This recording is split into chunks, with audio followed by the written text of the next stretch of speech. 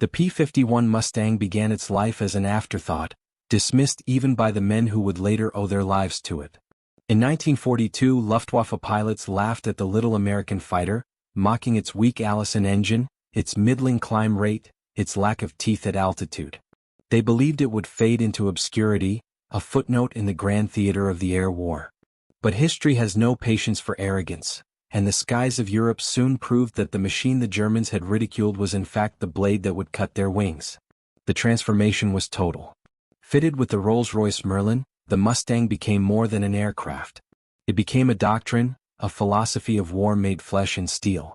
Its range ended the sanctuary of the Reich, its firepower blunted the claws of the Luftwaffe, and its endurance ensured that American bombers struck again and again until Germany's war economy collapsed.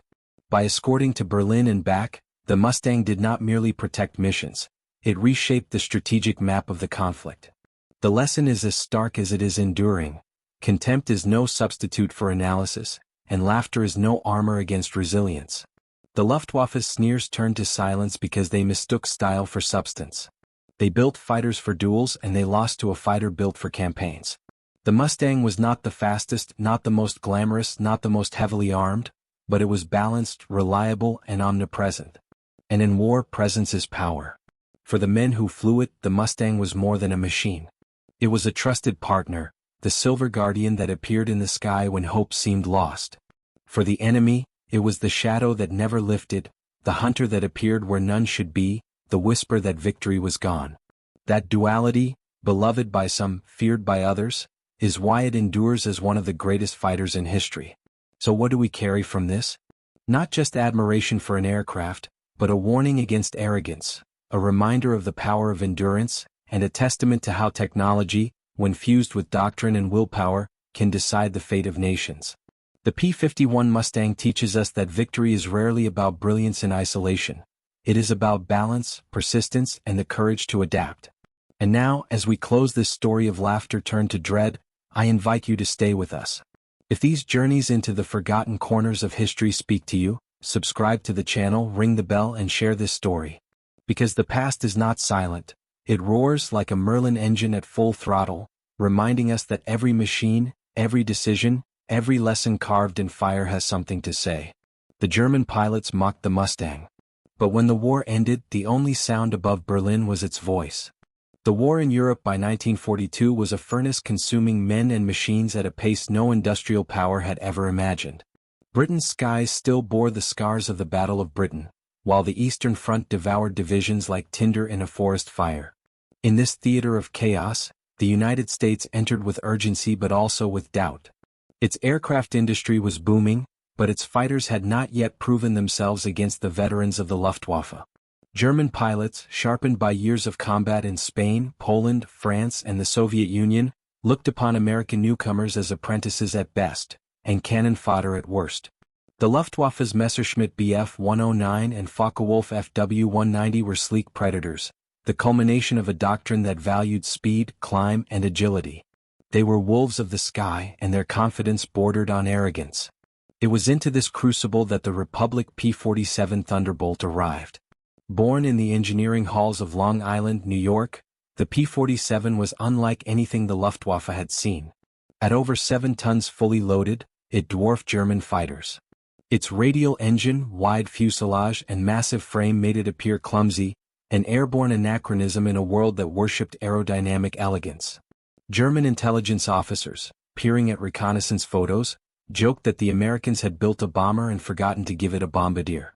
The nickname came quickly, Der Fliegende Backstein, the flying brick. To German pilots who prided themselves on precision and style, the Jug looked like an insult to aviation. What kind of fool would send such a machine into combat against the Luftwaffe? Yet history rarely bows to appearances.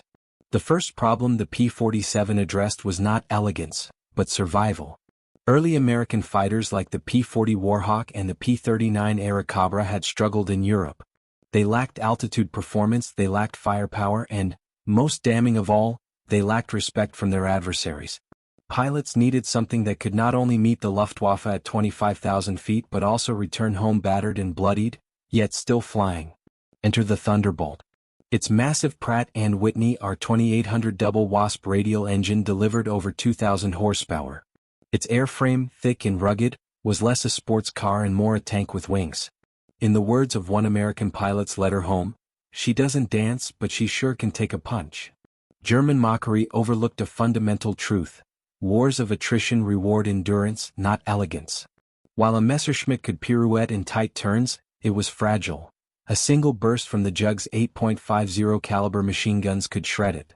And while the Thunderbolt might climb slower, once at altitude it could dive faster than almost anything in the sky.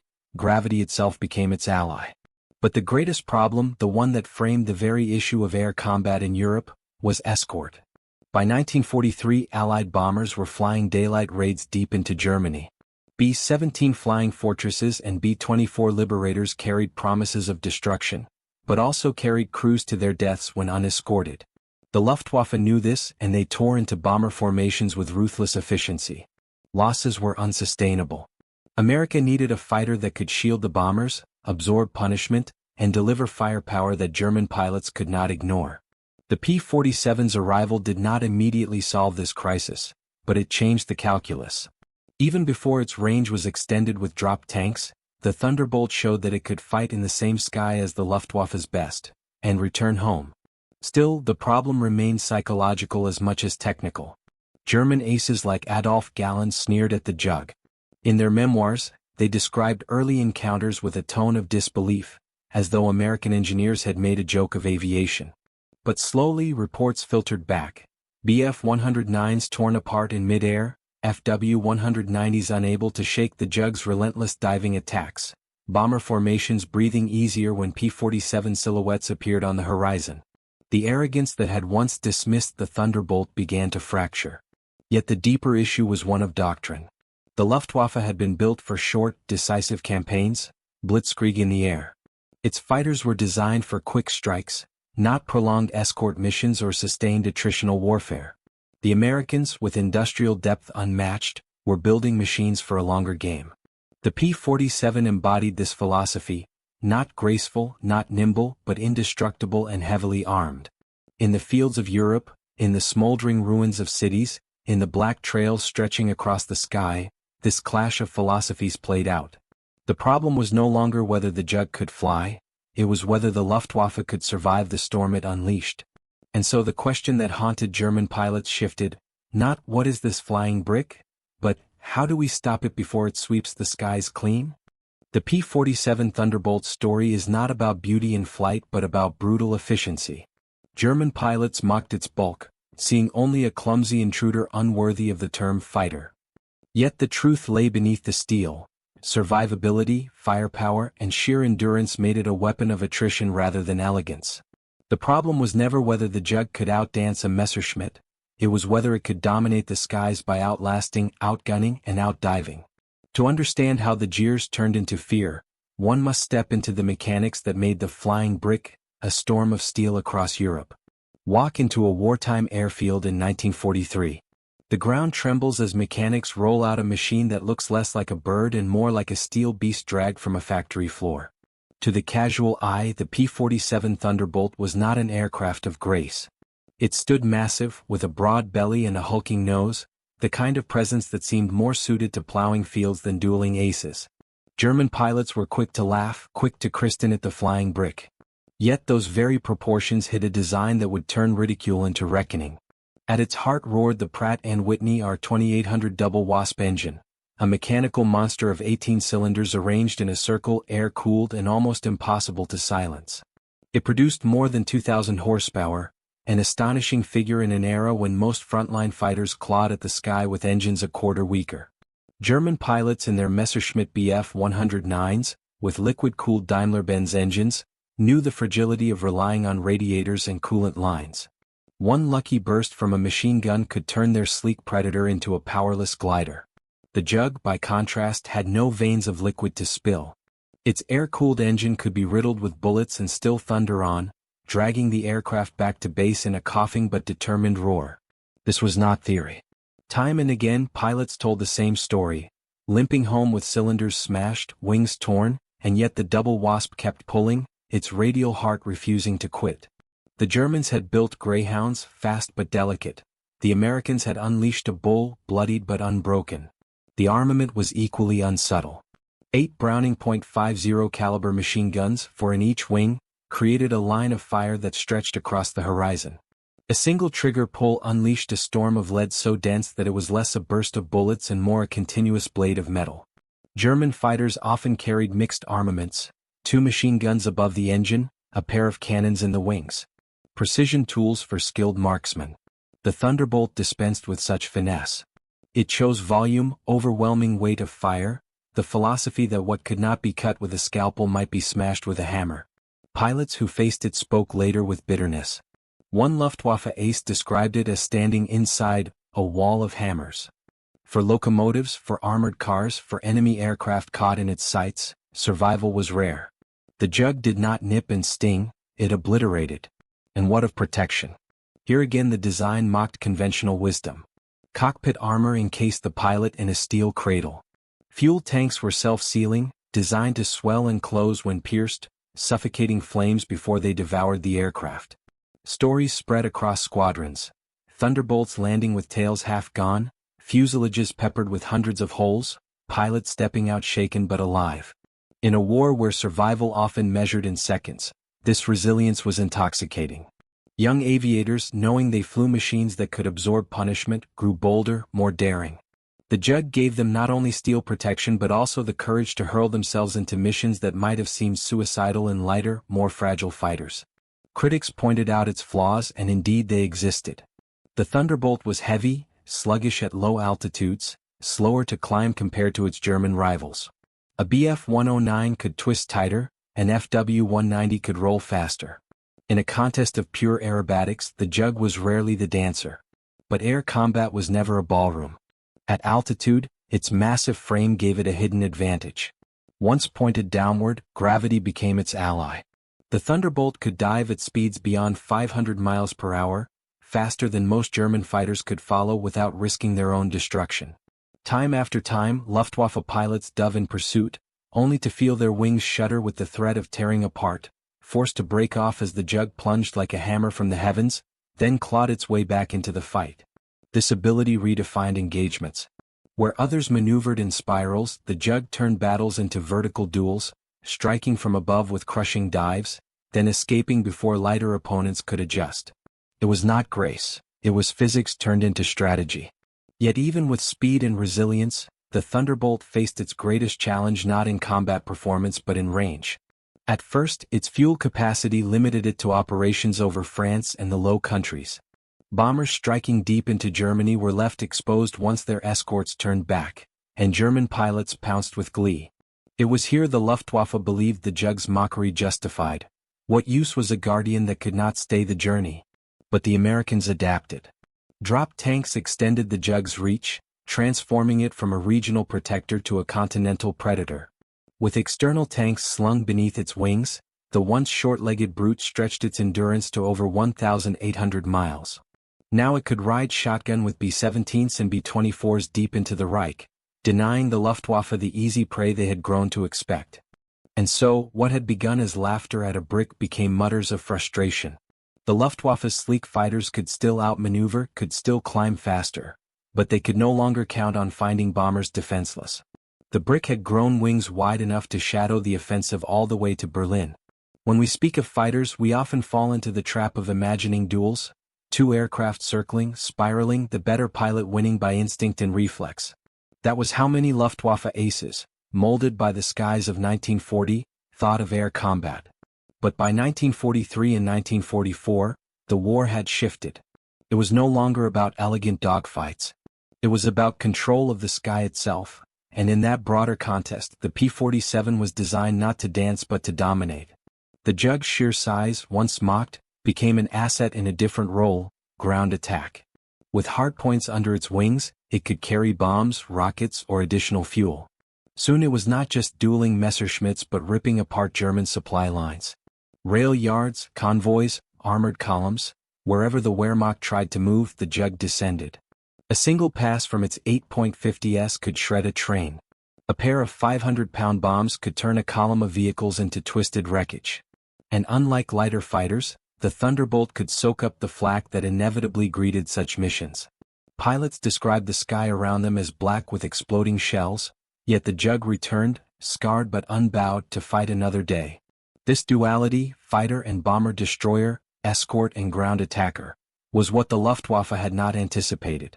Their doctrine assumed roles would remain divided. The Bf-109s hunted bombers, the FW-190s prowled low altitudes. But the Jug blurred categories. It could dive after a German ace one day, then flatten a rail yard the next. The very bulk they mocked was what gave it the payload and resilience to play both roles. Consider speed. At sea level, the Jug's bulk made it seem sluggish. But at altitude, its engine and turbocharger came alive.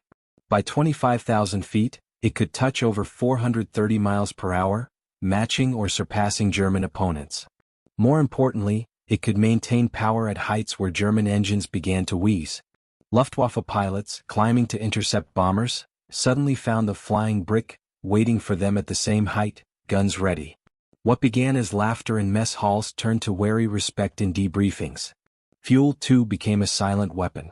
With drop tanks, a Thunderbolt could escort bombers to Berlin and back. Imagine the frustration of a German pilot, planning to strike once the escorts turned for home, only to find the Jug still there, its silhouette unshaken on the horizon. The Luftwaffe's old tactics, wait out the escorts then pounce, collapsed.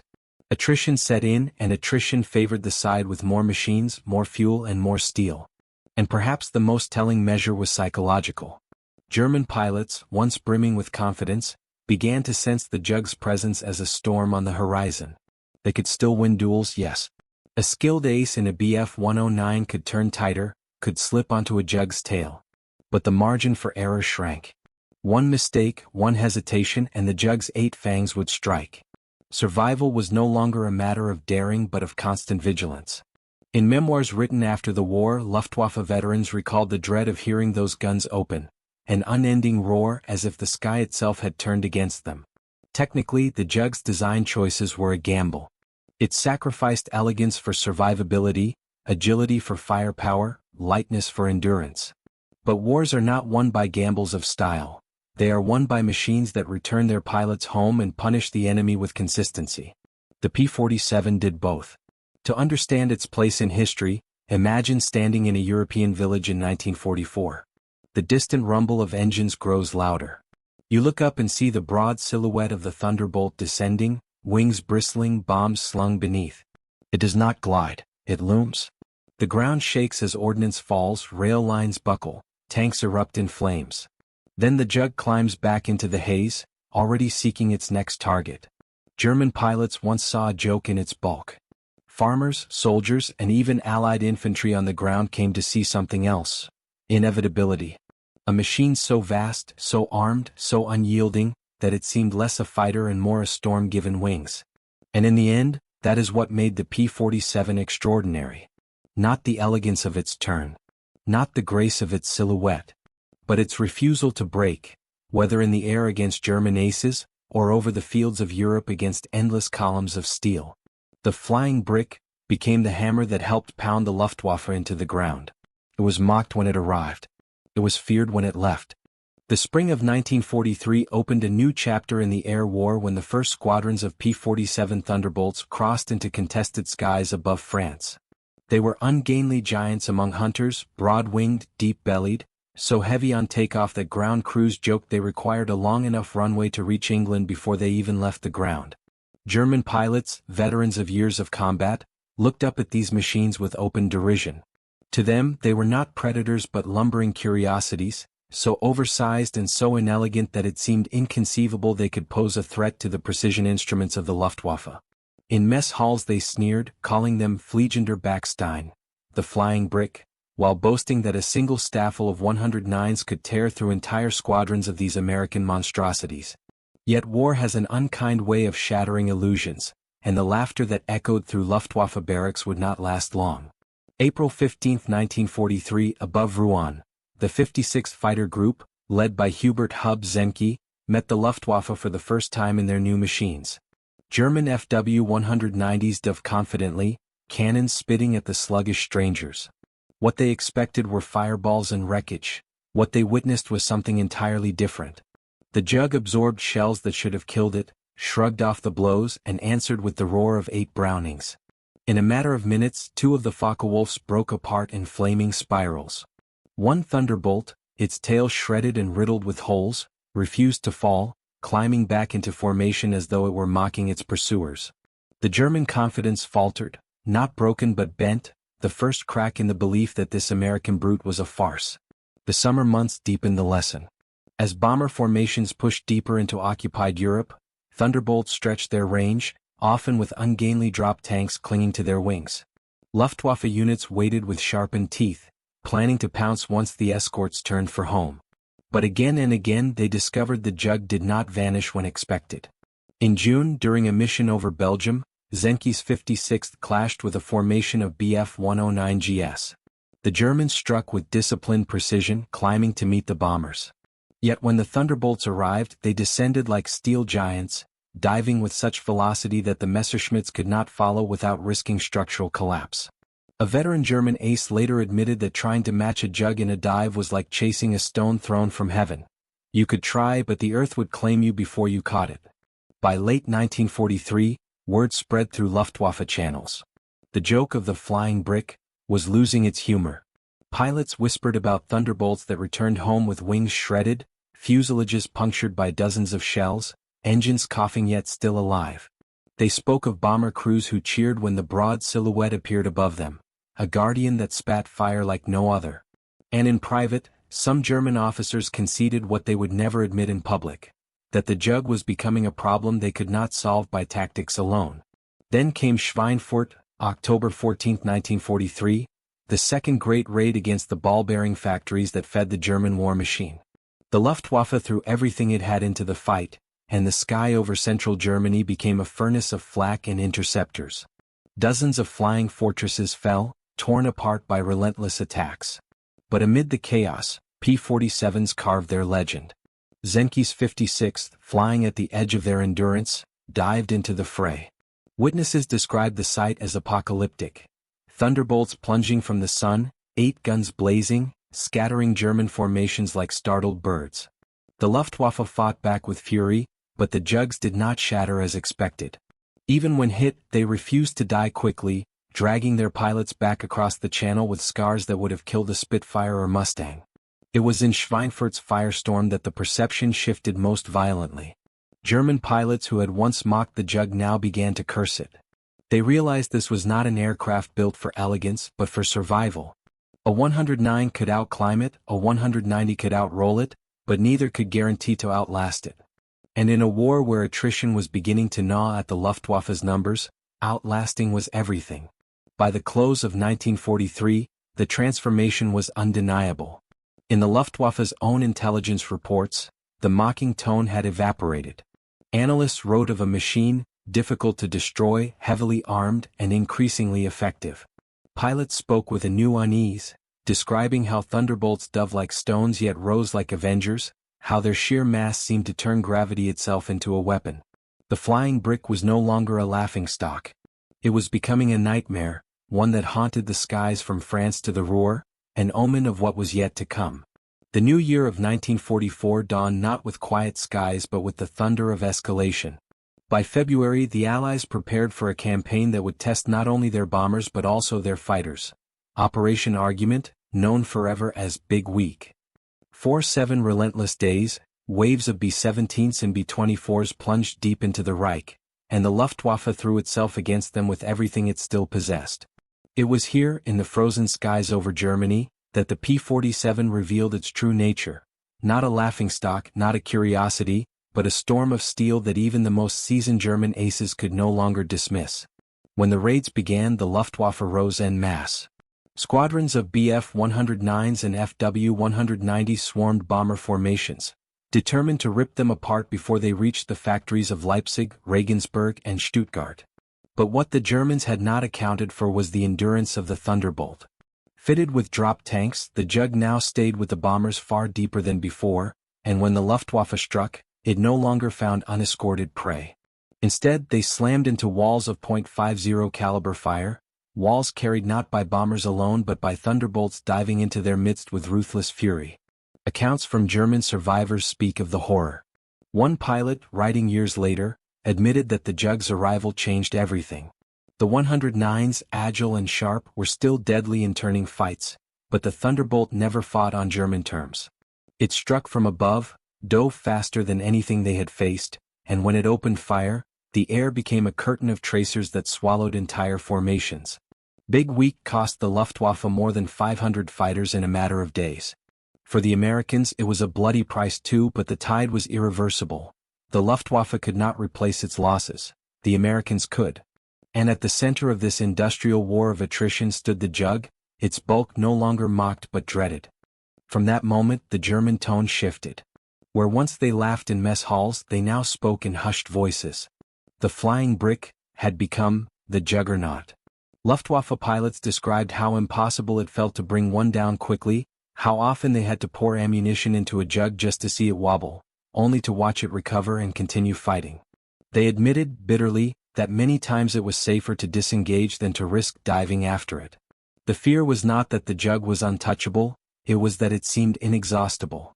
And then came June 6, 1944, D-Day. The largest amphibious invasion in history depended not only on troops and ships but on absolute control of the air. The Luftwaffe, already crippled by Big Week, attempted to challenge the invasion skies. Yet what little they sent forward was swallowed whole by the Allied fighter armada. And among those fighters, none were more feared by German soldiers on the ground than the P-47. On D-Day itself, the Jug unleashed its fury not only against aircraft but against every moving column, every piece of armor, every artillery battery within reach of Normandy. Its 8 Brownings scythed through convoys. Its bombs turned crossroads into craters. Its rockets cracked tanks open like eggs. German infantry, looking up, felt the same fear their pilots had confessed months earlier. The Jug was a predator that did not discriminate between air and earth. Farmers described the sky as alive with the scream of radial engines, followed by the whistle of bombs. For soldiers, it was terror beyond measure. A machine that seemed too large to be a fighter, too fast to be a bomber, and too relentless to ignore. Luftwaffe pilots, those who still dared to rise above Normandy, found themselves outnumbered, outgunned, and outflown. A Bf 109 could still win if fortune smiled, but fortune was no longer on Germany's side. Again and again Jugs dove from the sun, guns blazing, and disappeared before counterattacks could land. Some German pilots, exhausted and disillusioned, began to avoid combat entirely when they spotted Thunderbolts, choosing instead to strike bombers only if no Jug escorts were in sight. This avoidance, this quiet acknowledgement of inferiority, spoke louder than any propaganda. By the summer of 1944, the transformation was complete. The Jug, once laughed at as a flying brick, now cast a shadow of inevitability. It was not loved by all its own pilots, it was heavy, demanding, and sometimes frustrating to maneuver, but it was respected. And for the men who flew against it, it was feared. As Allied armies pushed inland from Normandy, the P-47 expanded its role even further. Strafing trains, smashing armored spearheads, silencing artillery, all became part of its daily routine. The Luftwaffe, dwindling and desperate, could only watch as the Jug's firepower swept across the continent. What began as arrogance ended in resignation. The flying brick had become the executioner of Germany's skies. By midsummer of 1944, the thunder of the Jug was no longer confined to the beaches of Normandy. As Allied troops surged through the bocage and spilled into the open fields of France, the P-47 became a constant presence above them. Day after day, from dawn until dusk, the sky carried the growl of its radial engines. For German ground forces, it was a haunting soundtrack. The Jug was never far away, and when it appeared, destruction followed. Columns retreating toward Paris found themselves torn apart by strafing runs, each pass laced with hundreds of .50 caliber rounds that shredded trucks and left tanks burning on the roadside. Rail yards in Chartres and Orleans were reduced to twisted skeletons of steel after P-47s dropped their bombs and rockets with mechanical precision. The Wehrmacht had known the terror of Stuka dive bombers at the start of the war, but by 1944 it was they who crouched in ditches, covering their heads as the American flying brick screamed overhead. Infantrymen recalled how the ground shook before the first explosion even landed, the air filling with a hail of tracers that seemed to come from everywhere at once. Luftwaffe pilots who dared to contest this dominance found themselves fighting against inevitability. Many of the seasoned aces were gone, lost in the battles of 1943 and Big Week, replaced by boys barely trained, thrown into cockpits with little more than hope. Against the Jug, hope was not enough. Veterans described the dreadful imbalance. The Jug could take damage that would tear their Bf-109s apart, could dive away faster than they could follow, and could return fire with a volume so crushing that it was less a duel than a death sentence. In September, as Operation Market Garden unfolded, P-47s roamed the skies over Holland. They pounced on bridges, railways, and any attempt at German reinforcement. When the Allies faltered on the ground, the Jug was often the only thing keeping German counterattacks from gaining full momentum. Survivors on both sides remembered the sight vividly: broad-winged shapes descending almost lazily before erupting into sudden violence, rockets streaking into armored columns, bombs tearing apart crossroads, machine guns raking entire villages where Wehrmacht convoys tried to hide. By winter, the Germans launched their desperate counteroffensive in the Ardennes. The Battle of the Bulge, fought in December 1944, was Hitler's last gamble, a thrust meant to split the Allies and reclaim momentum. For the first few days, bad weather grounded much of Allied air power, and the German advance drove deep into Belgium. But when the skies cleared, the P-47 came roaring back, and with it came the death knell of the offensive. Thunderbolts hunted relentlessly across the snowy forests. They struck convoys winding through narrow roads, turning them into charnel houses of fire and twisted metal. They blasted tanks caught in open ground, leaving panzer crews scrambling for cover as rockets screamed toward them. American infantry who had endured the onslaught in foxholes spoke later of the relief they felt when the cloud cover broke and the familiar howl of the Jug filled the air. To them, the P-47 was salvation given wings, a storm that broke the armored fist of the Wehrmacht. German pilots who tried to shield their comrades from above described the hopelessness. Their once proud Jagdgeschwader were reduced to scattered remnants, short of fuel, short of planes, short of confidence. A few 109s clawed at the sky, but each sortie felt suicidal. One pilot wrote after the war that facing the Jug in late 1944 was like attacking a fortress that could fly. Even when they managed to down one, it often cost them dearly, as comrades fell to the crossfire of the Jug's wingmen or to the very bomber gunners they had once hunted with impunity. What had begun as mockery had now turned into something darker: resignation. German flyers no longer laughed at the flying brick. They cursed it, feared it, and often avoided it if they could. To engage was to risk death, to disengage was to concede the sky. And conceding the sky meant conceding the war. By the end of 1944, as the smoke of the Ardennes cleared and the last German offensive crumbled, the Jug had carved its reputation into the very soil of Europe. It was not elegant, it was not loved for its beauty, but it was omnipresent, brutal, and unstoppable. To the men who had once ridiculed it, it had become a monster they could neither outfly nor outfight. The flying brick had become the storm that shattered the last hopes of the Luftwaffe. The first months of 1945 found Germany already on its knees, yet in the skies the Luftwaffe still tried to claw back fragments of pride. Fuel was scarce, pilots scarcer still, and the aircraft that once embodied the cutting edge of European engineering were now shadows of their former might. Against this background, the P-47 continued its relentless work, a hammer pounding the ruins of a collapsing Reich. The Germans no longer joked about the flying brick, their laughter had long been silenced. What remained was the grim recognition that this ungainly brute was one of the final arbiters of their defeat. In January, during the closing stages of the Ardennes battle, Thunderbolts turned retreat into slaughter. Every road leading east from the salient became a death trap. Villages echoed with the crack of .50 calibers as the Jugs swept low, tearing convoys apart with ruthless efficiency. Survivors recalled that the snow itself seemed blackened by oil and ash, littered with carcasses of tanks and trucks struck from above. German infantry described how the sound of that radial engine alone was enough to send men scattering into the forests, praying for cover that rarely saved them. By February, as the Allies advanced into the Rhineland, the Jug was no longer merely an escort fighter.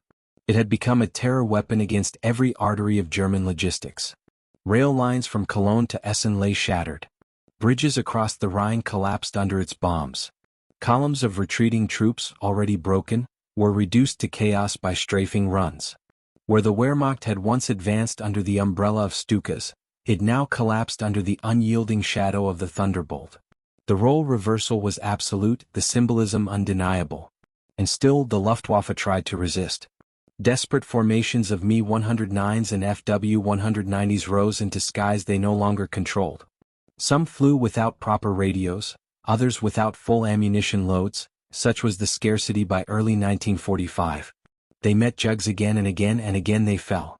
In a war diary from a German pilot captured near Bonn, a line reads with weary despair, "They come down on us like falling stones. You shoot but they do not break. They dive, they climb, and when they strike you feel the air itself has turned against you." It was no longer combat, it was annihilation. March brought the crossing of the Rhine, and with it the final breaching of Germany's last natural barrier.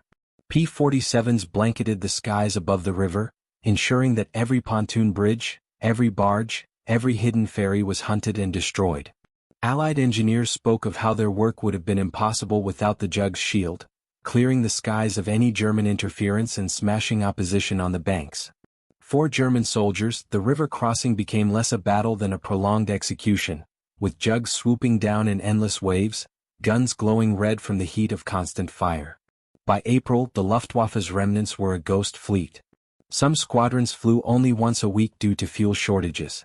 Others disbanded entirely, their pilots sent to fight on the ground. Yet above them, the Thunderbolt flew in numbers greater than ever, patrolling, escorting, hunting, destroying. Cities like Kassel, Hanover, and Magdeburg saw rail yards bombed to ruin by Jugs carrying loads that rivaled light bombers. In the final thrust into central Germany, they destroyed thousands of vehicles, tanks, and artillery pieces, rendering entire formations helpless before they could even meet Allied troops. The fear within Luftwaffe ranks had transformed into something deeper: futility. To fly against the Jug in 1945 was to embrace death. Even for the most skilled, the margin of survival had collapsed. Some German pilots simply refused to engage, circling high above and retreating when the Thunderbolts appeared. It was a silent admission of defeat, a recognition that no skill could counter overwhelming force, resilience, and firepower. In May, as Berlin fell and the Third Reich crumbled into rubble, the P-47 was still there, thundering overhead.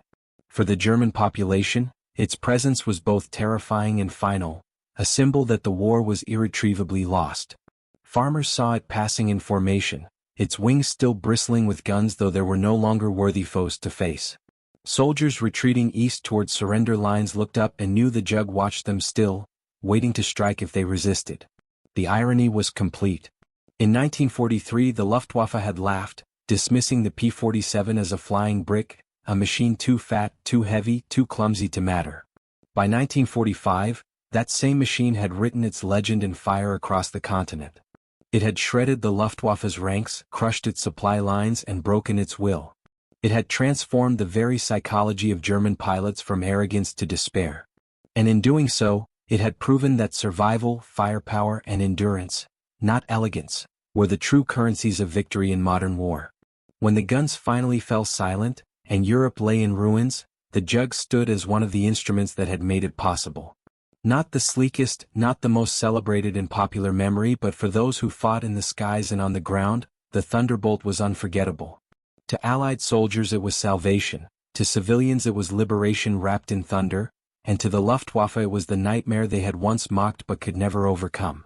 The flying brick had become the storm that swept across Europe, and its echo would haunt the memories of those who had faced it long after the smoke cleared.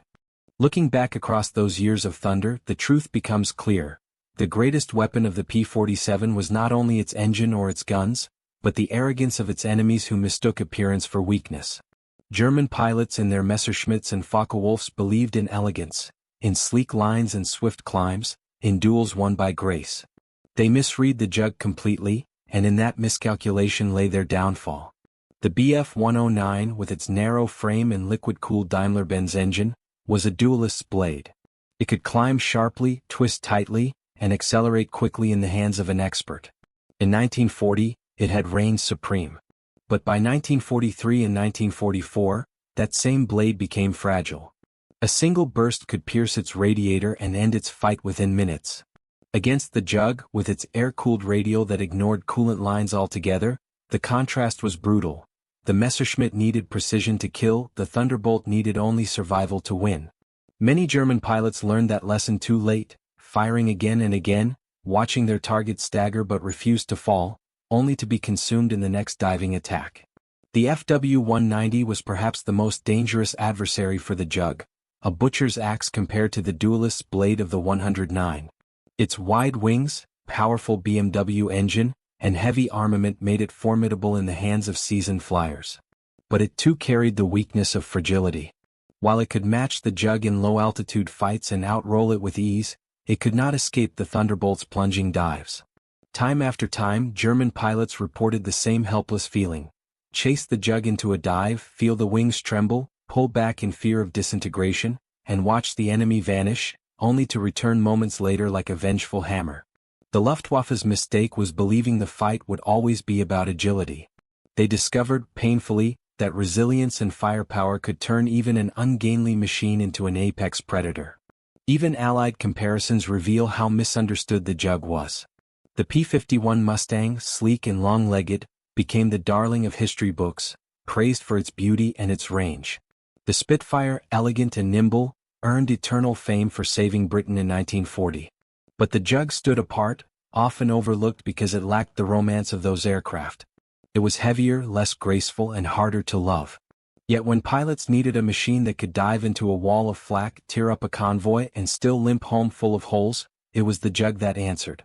Pilots often said the Mustang was a thoroughbred racehorse, the Spitfire a dueling rapier, but the Thunderbolt was a sledgehammer. And in the skies of Europe, when the goal was not elegance but destruction, the hammer was the weapon that mattered most. The Luftwaffe's most fatal mistake was not in underestimating American industry, nor in dismissing Allied pilots, but in mocking the machine that embodied both. To sneer at the Jug as a flying brick was to misunderstand what the war had become. This was no longer a conflict of swift campaigns and lightning strikes, but of attrition, endurance, and overwhelming force. Germany built machines for quick kills, America built machines that could endure endless battles. The Jug was the physical manifestation of that philosophy. It could not win every duel, but it could outlast every war. Arrogance blinded German commanders. In 1943 they believed the bombers could still be broken, that unescorted formations were free meals. They did not foresee that the ungainly Jug, with dropped tanks hanging awkwardly beneath its wings, would extend its reach into the heart of the Reich. They did not realize that each engagement, even those they seemed to win, bled them of irreplaceable pilots while the Americans replaced theirs with fresh squadrons. They did not accept that a war of attrition was unwinnable when industry, fuel, and manpower were stacked so unevenly. The Jug was mocked as a farm tractor, but it was the tractor that plowed the fields of Germany into rubble. History is littered with such errors of judgment. Generals who laugh at enemies they do not understand, pilots who mock machines they have yet to face, nations that cling to doctrines long past their usefulness. The P-47 was not designed to impress the eye, it was designed to win a modern war. The Germans saw only its flaws and paid with their skies. Their mistake was not failing to destroy it but failing to respect it. By the time they realized the truth, the Jug was everywhere, escorting bombers, strafing trains, smashing tanks, carving a path for the Allied advance. And so the story of the P-47 is also the story of hubris undone. The Luftwaffe entered the war with the best pilots and the finest machines in Europe, confident that no rival could challenge them. But arrogance turned to disbelief, disbelief to fear, and fear to silence. The Jug, the very aircraft they ridiculed, became the instrument that broke their spirit. Their laughter had been their first and greatest mistake. When the war ended in 1945, Europe lay in ruins and the Luftwaffe existed only as a memory of arrogance and ashes, but the Jug still roared across the skies. Its thunder echoed not only in the minds of the German pilots who had once mocked it but also in the strategies and doctrines that would shape air warfare for decades. The legacy of the Thunderbolt was never just about the thousands of locomotives destroyed or the convoys obliterated, though those numbers alone were staggering. It was about the revelation that air power was no longer the domain of duels and swift strikes, but of machines that could endure, absorb, and dominate through sheer persistence. The first consequence was psychological. German veterans who survived the war wrote in their memoirs with a tone that was strikingly consistent. Fear of the Jug had seeped into every encounter. One Luftwaffe officer confessed that by 1944, hearing the roar of the P-47's radial engine was enough to make entire formations reconsider their attack. They had learned that the Jug was not an opponent to be taken lightly, and that arrogance had been replaced by caution, even dread. This shift mattered because wars are fought as much in the mind as in the sky. A machine that could make enemies hesitate before combat had already tilted the balance before the first shot was fired. For Allied pilots, the Jug had another effect entirely: confidence.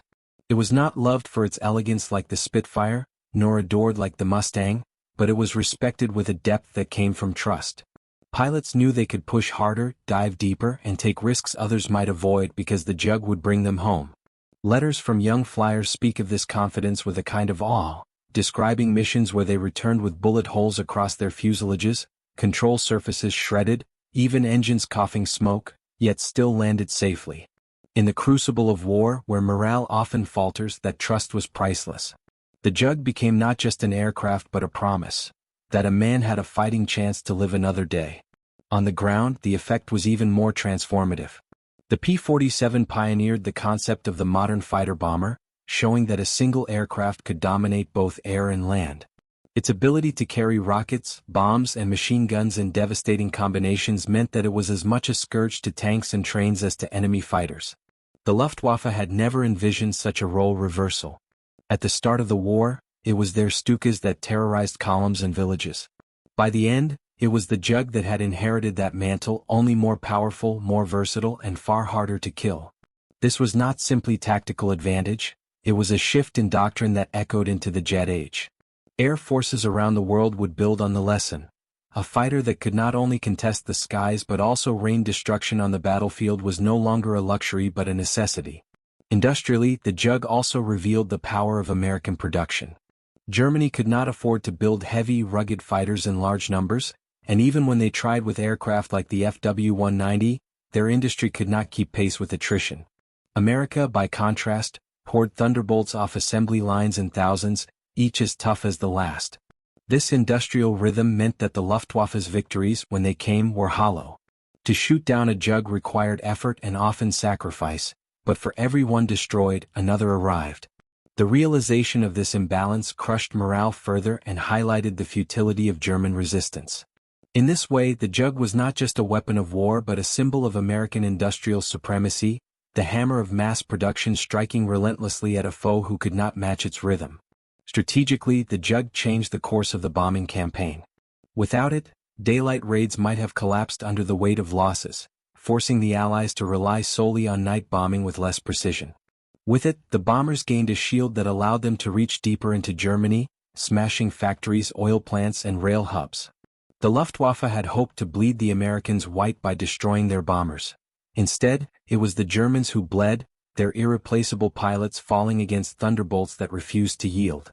The Jug's endurance and firepower ensured that the Allied strategic bombing campaign did not merely continue but intensified until it broke the back of German industry. The long-term impact extended beyond the war itself. In Korea, though jets now dominated the headlines, the lessons of the Jug lived on in the F-84 Thunderjet, its direct descendant.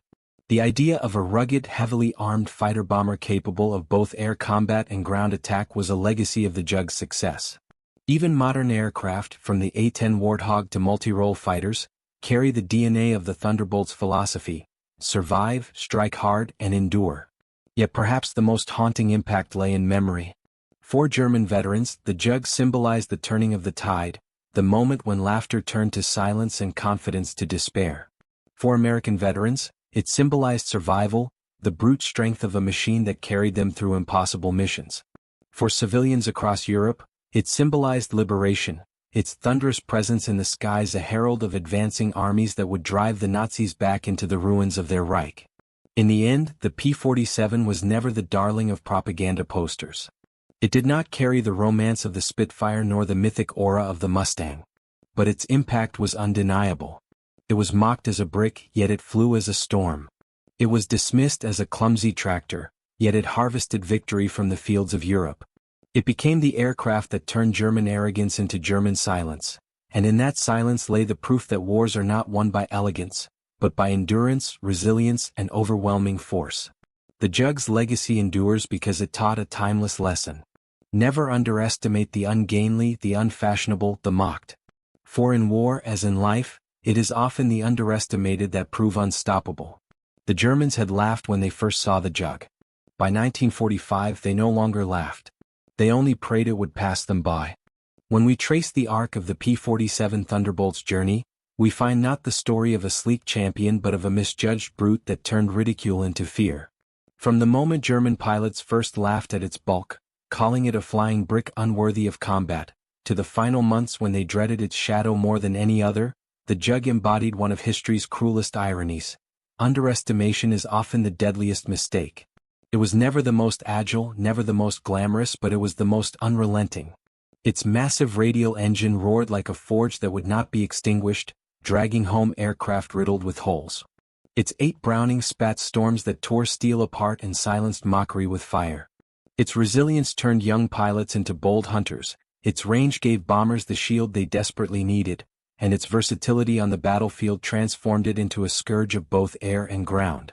The lesson lies not in the machine alone, but in the mindset it revealed. The Luftwaffe's arrogance blinded them to what the war had become, not a contest of elegance but of endurance. They misread their enemy and in doing so they sealed their fate. For those who mock what they do not understand, the Jug stands as a reminder. Appearances deceive, and the underestimated often carry the heaviest blows. For us today, beyond the technical marvels and battlefield statistics, the Thunderbolt remains a parable about resilience.